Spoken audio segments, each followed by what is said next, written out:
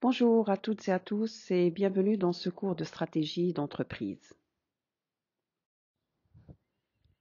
Dans un contexte de turbulence, il est essentiel de détecter les opportunités et les menaces pour garder la maîtrise de l'action. L'ensemble des actions décidées quotidiennement par les chefs d'entreprise ou par les managers reflète généralement une stratégie, qu'elle soit planifiée ou parfois intuitive. Quelle que soit la taille et le statut de cette entreprise, l'élaboration d'une stratégie lui permet d'avoir une vision de son avenir. D'ailleurs, quand une entreprise n'a pas de stratégie, il lui est très difficile de comprendre ses succès et ses échecs. Par conséquent, elle n'en tire que peu ou pas d'enseignement. Ainsi, une stratégie bien définie permet toujours d'apprendre grâce aux expériences. Mais que signifie exactement la notion de stratégie? Et comment élaborer une stratégie? C'est l'objectif de ce cours. Ce cours est donc une initiation à la stratégie de l'entreprise. Il a pour objectif de maîtriser les fondements de la réflexion stratégique, de connaître les principaux outils du diagnostic, de comprendre le processus de la planification et de saisir les différentes orientations stratégiques. Commençons par l'origine étymologique du terme stratégie, qui vient des mots grecs stratos, qui veut dire armée, et agen, qui veut dire conduire, pour nommer la science du commandement des troupes. La notion de stratégie a donc vu le jour dans le domaine militaire, c'est pourquoi il est important de faire référence à ses origines martiales et à des auteurs comme Sun Tzu pour son traité L'art de la guerre, ou encore Clausewitz, auteur de la guerre. Dans le domaine militaire, la stratégie est l'art de coordonner l'action de l'ensemble des forces de la nation pour conduire une guerre, gérer une crise ou bien préserver la paix. Ce n'est qu'en 1963 que Chandler a fait entrer le terme de stratégie dans la sphère économique avec son ouvrage Stratégie et structure, suivi de l'ouvrage de référence Corporate Strategy que Igor Ansov a publié en 1965. Extrapolée à l'entreprise, cette notion désigne les actions à mener pour réaliser les objectifs. Ces actions devraient normalement permettre aux dirigeants de faire face aux entreprises concurrentes.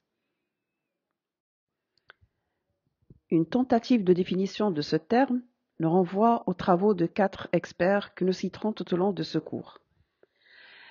Alors que Chandler parle de l'orientation à long terme de l'entreprise, Porter et Drucker considèrent que la finalité de la stratégie est l'obtention d'un avantage concurrentiel. C'est la quête de la différence qui procure à l'entreprise un positionnement unique. Quant à Mintzberg, la stratégie porte sur le flux de décisions ayant une orientation à long terme. Si maintenant je vous pose la question, vous allez sûrement évoquer les notions de décision, de finalité, d'objectif, de l'orientation à long terme et de l'activité ou bien l'action. Si on admet que les décisions stratégiques sont par nature des décisions à long terme et que l'objectif découle de la finalité, on peut retenir 3 dimensions qui décrivent la stratégie. C'est ce qu'on appelle le triptyque décision, objectif et activité. Sans prise de décision, l'entreprise ne peut pas fonctionner. Il convient de rappeler que la décision est le choix d'une solution à un problème et que le problème pour l'entreprise ne veut pas dire crise. C'est un changement significatif dans le système qui détermine ses objectifs ou leur réalisation, ce qui implique une réaction de sa part. Décider consiste donc à choisir une solution en comparant plusieurs possibilités. C'est ainsi que les managers font en permanence des choix en prenant des décisions. On peut citer pour l'exemple le cas du groupe de messagerie allemand DHL qui décide de lancer une plateforme de vente en ligne avec la start-up nigérienne Malfor Africa. Ou bien le cas de Carrefour qui intègre le métavers en acquérant une parcelle dans le monde virtuel de Sandbox. Pour mieux comprendre cette notion de décision, on peut évoquer la typologie d'Ansov qui distingue 3 catégories de décisions. La première concerne les orientations générales de l'entreprise. Ces décisions dites stratégiques ont une implication sur le long terme et engagent l'avenir de l'entreprise. Elles comportent bien évidemment un risque important et sont prises par la direction générale de l'entreprise. On peut citer pour l'exemple le cas de YouTube qui a lancé en 2021 une nouvelle plateforme appelée Shorts pour rivaliser avec TikTok. Ou encore le cas d'IBM qui a décidé en 2009 de racheter la société SPSS. Ansouf parle également de décisions d'abandon d'une activité. On peut citer l'exemple de Philips qui a abandonné l'activité électroménager au profit de Whirlpool. Ou encore d'une fusion avec une autre entreprise. C'est le cas d'Air France et KLM qui ont décidé de fusionner en 2004. La deuxième catégorie concerne les décisions tactiques qui sont prises par le personnel d'encadrement de l'entreprise. Elles ont une implication sur le moyen terme et des conséquences importantes pour l'entreprise. Ces décisions comportent un risque moyen. On peut citer pour l'exemple le lancement d'une campagne publicitaire ou l'acquisition d'un matériel de production. Enfin, la dernière catégorie, les décisions opérationnelles sont prises par le personnel d'encadrement ou par les employés. Elles comportent un risque mineur et on peut citer pour l'exemple l'achat de fournitures de bureau. Vous avez compris, dans le cadre de la stratégie d'entreprise, on s'intéresse uniquement aux décisions à long terme. Néanmoins, les autres décisions ne sont pas moins importantes dans la mesure où elles découlent de la première catégorie et sont influencées par les décisions stratégiques. À ces trois catégories, on peut ajouter les décisions administratives qui permettent de définir comment les ressources de l'entreprise doivent être utilisées pour parvenir à réaliser les objectifs définis. Il s'agit là d'organiser la collecte, l'affectation des ressources matérielles, humaines, financières et technologiques au sein de l'entreprise. La deuxième notion est la finalité. Vous allez me dire que la finalité de toutes les entreprises, c'est le profit, et vous avez tout à fait raison, car, quelle que soit la taille ou l'activité de l'entreprise, sa finalité dans le système capitaliste consiste à générer des profits ou survivre dans certains cas. Les grandes entreprises, quant à elles, doivent dégager un bénéfice pour pouvoir distribuer des dividendes aux actionnaires.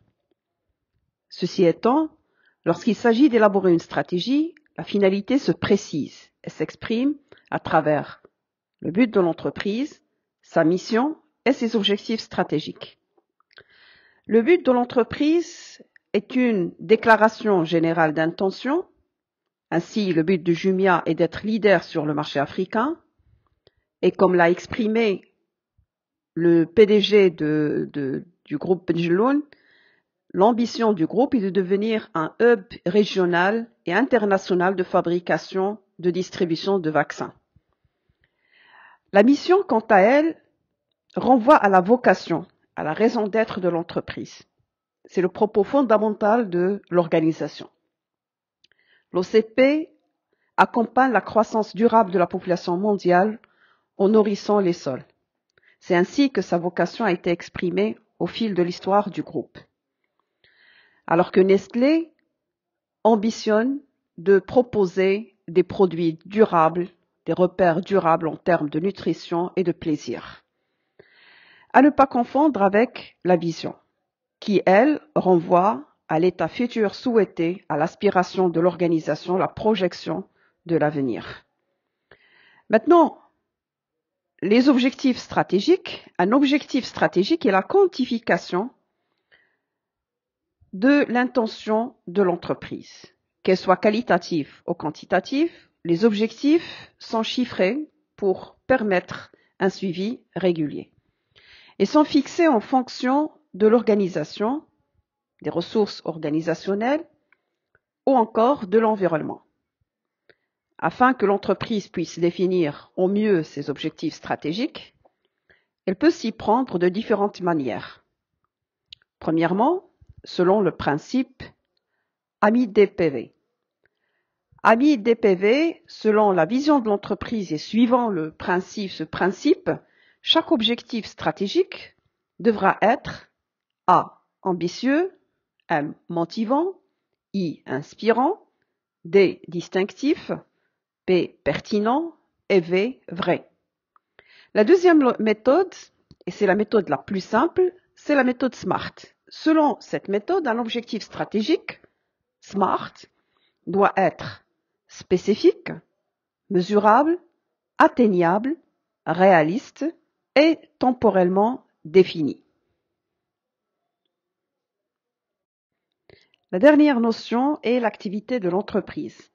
À ne pas confondre avec le secteur d'activité, c'est-à-dire les différentes entreprises qui ont la même activité principale.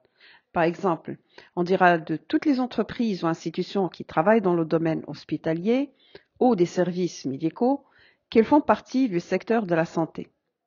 Sur le plan managérial, et lorsqu'on s'intéresse plutôt à la stratégie de l'organisation, la notion renvoie au métier de l'entreprise, c'est-à-dire l'ensemble de savoir-faire que l'entreprise est capable de faire évoluer de façon permanente.